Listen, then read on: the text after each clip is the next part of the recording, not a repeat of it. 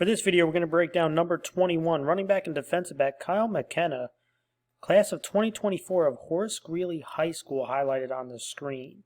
Before we dive further into the breakdown, if you like this video, please give a thumbs up and subscribe for future content.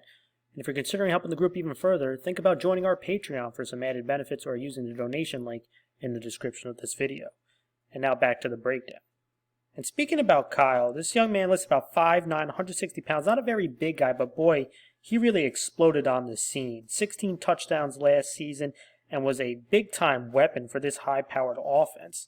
And I mentioned before, he's not a very big guy, but boy, is he fast and explosive. This young man can hit that sixth gear and turn the corner very quickly and create massive chunk plays.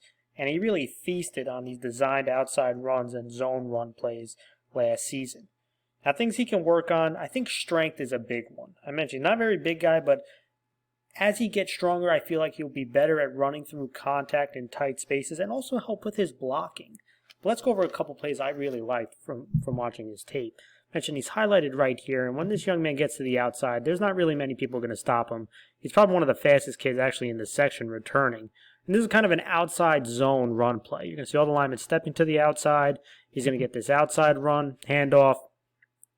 And you could see, right? Looks like the defense has him with their angles. You have this defender who makes it to the outside, but watch him use his speed to blow past these defenders, right? And he changes angles. Again, look at him get to that corner. It looked like there was no way he can get there. He ducked under that defender, gets back to the outside, and watch that sixth gear. Absolutely explodes out of a cannon. He really has that breakaway speed that you look for in the running back to really create these giant chunk plays. Very explosive, back at the top. Okay, not a very complicated play. You want to get him out on the edge. They know his strength. Look at him duck to the outside. Look at him turn that corner. And then there's that breakaway speed. Let's go to another play. Here he is right here. I mentioned really feasted on some of these zone plays. This is that zone read. You're going to see this tackle getting up to the second level. They're going to be reading this D end. Again, he doesn't crash down, he hands it to him, but when you run these inside zone plays, we call it bang it or bend it. And if you want to hit that inside hole, or do you want to bend it back? And he sees that the hole was filled, so he's going to cut back and watch him just get shot out of the cannon right there. Boom, explodes to that second level. It's really shot out of a cannon, creating another big chunk play. This is a simple zone play. Hands it, sees that the hole is filled, he's going to bend it back. Explode at that second level. Linebacker over pursued leads to this long touchdown.